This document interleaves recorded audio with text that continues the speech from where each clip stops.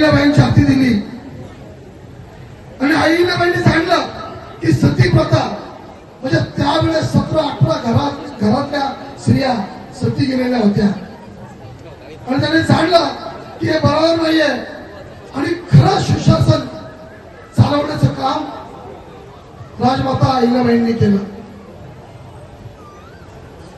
तुम्ही 12 ज्योतिर्लिंग पाहिली असतात त्यावेळेस जपण्याचं काम, ती मंदिरं बांधण्याचं काम म्हणजे केदारनाथ असो, बद्रीनाथ असो, विश्वेश्वराचं मंदिर असो, कोकणस्थ असणारी जेवढी आपली मंदिरं आहेत ते जोपासण्याचं, ते बांधण्याचं काम अहिल्याबाईंनी केलं.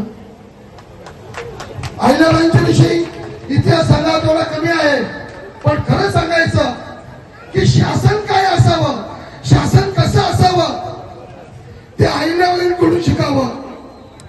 शालेय असो किंवा कोणाला पाण्याची त्यावेळेस पण टंचाई असायची, विहिरी बांधण्याचं काम, तलाव बांधण्याचं काम, समाजगृह बांधण्याचं काम अहिल्याबाईंनी केलं.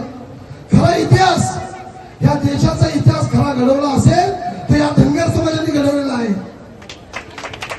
मित्रांनो, काठी ते तलवार असा प्रवास करणारे मल्हारराव होळकर एकमेव धनगर समाजाचे असे सरदार होते की मराठ्यामध्ये सुद्धा त्यांचं साम्राज्य होतं.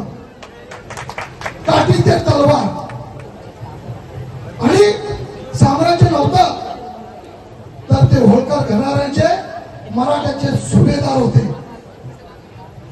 म्हणजे धनगर समाजाचा इतिहास आहे.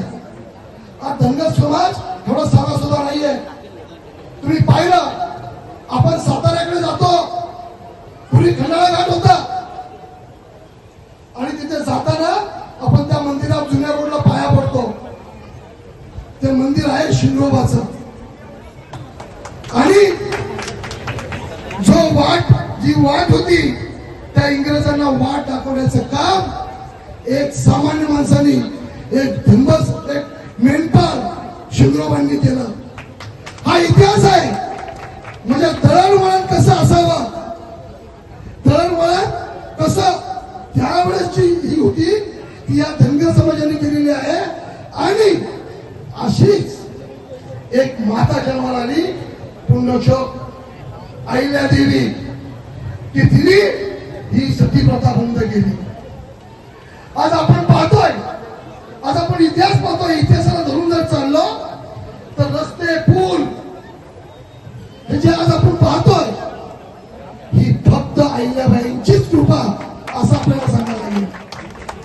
सबका साथ सबका विकास अशा पद्धतीनं आज ज्या योजना